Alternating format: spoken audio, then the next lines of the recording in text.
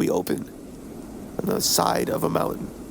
Icy, treacherous, alone. What's up, everybody? We're reading The Climate today, written by Shinichi Sakamoto and Jiro Nita. Now, 2 quick things to preface. 1, there's going to be a chapter counter at the bottom left of your screen, and I'm going to leave links to where I read the manga in the description, so if you want to hop in at any time, please feel free to do so. And the second thing, this is based on a true story, or loosely based, but either way, based is based. And if you want to be based, hit me with a subscription, please, if you at all are enjoying the video. Now, with that all being said, call me Alex Honnold, call me Magnus Mitbo, call me Miley Cyrus. The way we are going to climb. Enough yapping. Let's climb. We are now at the gates of Yokosuka North High School, where we peer into a conversation. One between, Teacher Kun and what seems to be our main character. Now, Teacher Kun is trying to, talk about responsibilities and the future, but we're not having it. We're silent Sigma. We're holding frame. But we do learn that our name is Mori, and we are a transfer student in Class 3-1. And inside Class 3-1, we see our early cast of characters. We see, I'm gonna call him Grippy-kun, because he's using a pinch grip on a fellow classmate's shoulder right before the start of homeroom. That's the sound of the door opening, and now homeroom is starting. Everyone's taking their seats, and we walk in silent. We walk in like, I'm Mori, Bunsuro. And everyone acknowledges our aura. We're coming in silent. Again, that's really our only defining characteristic. But we sit down, we sleep, because we eepy. And Grippy-kun is trying to grip max on us. He says we're ignoring us, and he hits us with the pinch grip. We call him annoying, which is true, and the teacher breaks it up, and we cut. Now we're in the teacher's office. Old buddy boy's like, man, this guy's crazy. But this guy's unruly. We don't know how to handle anyone like him. You gotta be careful.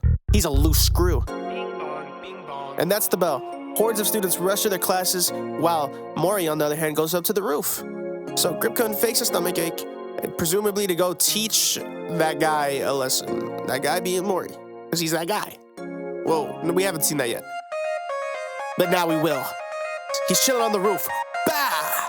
Grip-kun yells right in Mori's ear. He scared him by climbing onto the roof and confronts him for being an edgy loser. Mori tells him to back off.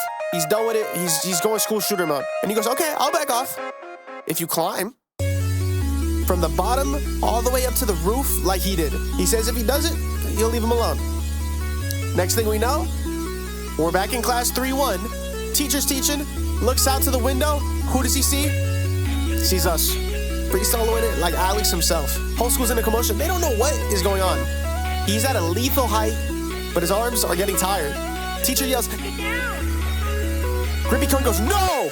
Descending is much harder than climbing! And Mori-kun looks down.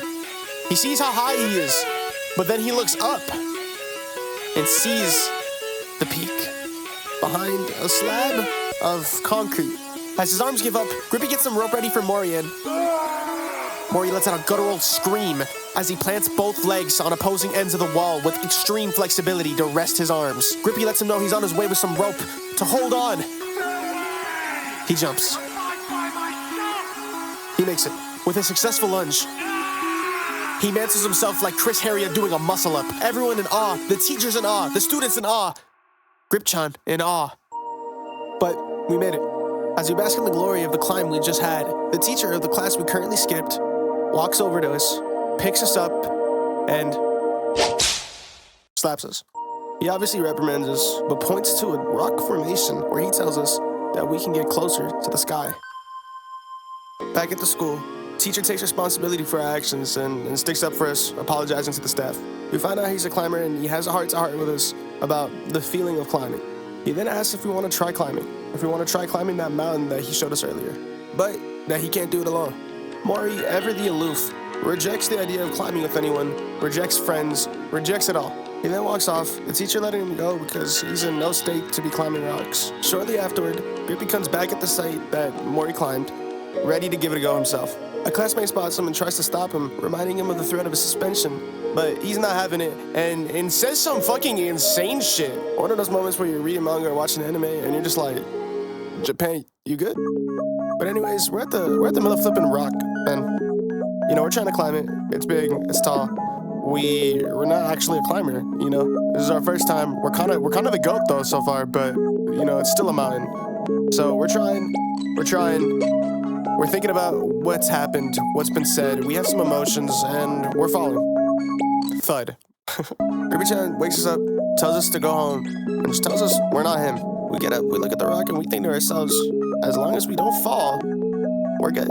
So time passes, we try again and again and again, still unable to get it. Our hands beaten, bloodied, bruised, battered, but we're back at the classroom shortly after. Teacher Kun tells Grippy-chan to sign up for a climbing competition and receives a phone call. He finds out that one of his students was climbing the mountain nearby, and he's been climbing it all night. So teacher rushes over there, gets him to stop, and tells him, you'll never climb that mountain in your whole entire life. But if you want to know why, come with me. So he takes us to a climbing shop.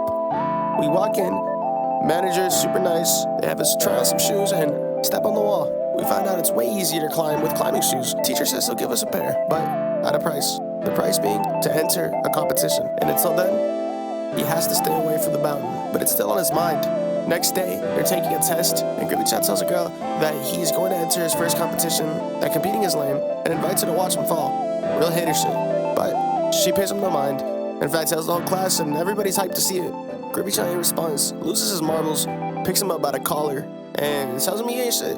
Class ends. We're up on the roof. We're shadow climbing on some Hajime no Ippo type beat, and climber teacher finds out that on the back of our test, we inscribed the entire footholds of the mountain on some Rayman shit. As he watches us do what we do in awe, we cut to a cold-ass panel of Grippy-chan gripping the backboard like a crab, and we see the physique, we see the climbing prowess, and we see, dare I say, aura.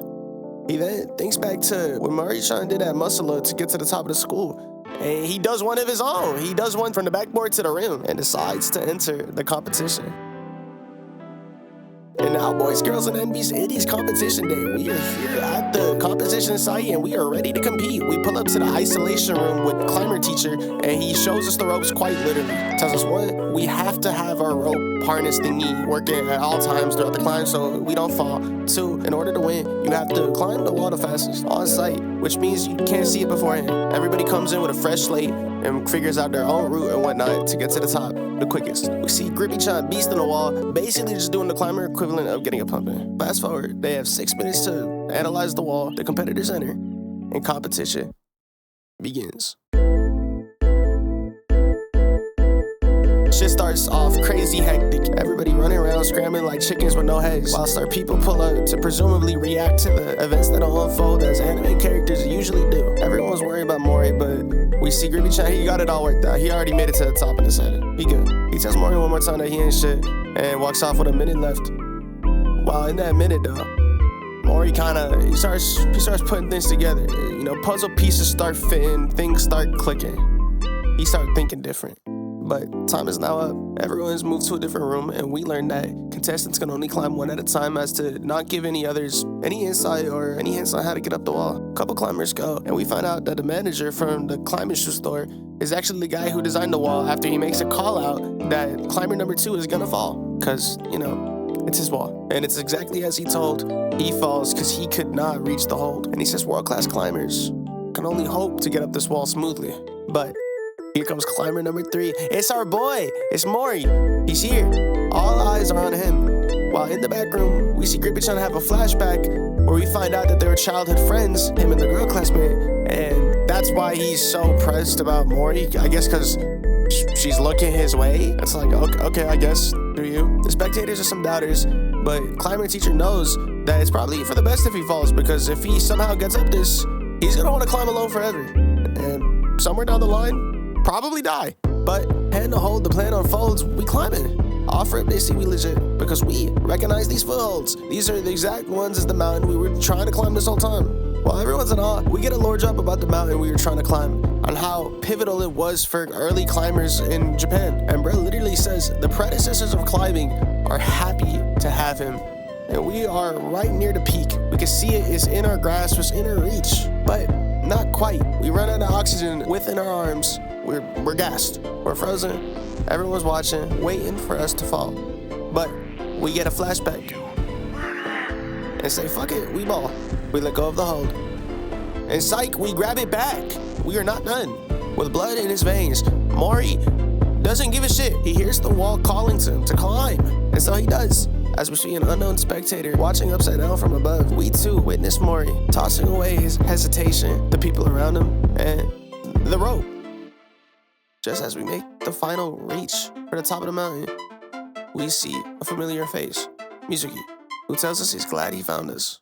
But we hear from the stands that we're disqualified for, tossing the rope. The climbers watching are in awe from the manager, the climber teacher, and a guy who's watching from outside. Mori caught his eye, and as a crowd of people rush to get him off, he does a flip, says he's bad with crowds, and that he'd get along with Mori. Mori's thinking about the face he saw, and as he's thinking about it, the face appears. The unknown spectator looks to be Mizuki. He grabs Mori, and they both go up to the roof. Mori realizes he's probably not Mizuki, and as the Mizuki lookalike tries to strike up a conversation, asking how long he's been climbing, Mori walks away. But this guy asks him if he likes to be alone, and if all the safety precautions are just annoying. But before anything else, Mori's classmate and Grippy's childhood friend comes to get him because Grippy's about to climb. And instantaneously frame one, Libro tries to rizz up. He sends her his contact info and invites her to hang out. Says he didn't want to let the moment slip by, because after all, you never know when you're gonna die. And then proceeds to LARP climbing in the Himalayas, and trust falls to God off the roof. Mori grabs his hand, but bro pros on Mori too, and he's like, bro, get off me. He says if you also want to climb alone, then don't interfere. You climb alone, die alone. He dips off disappointed while Mori's thinking about what he said. The manager pulls up on the roof, hoping to have a heart-to-heart with Mori. He gives him props for the climb and talks about an old climbing buddy of his and the time that they lived in, the Japan that made them head to the mountains.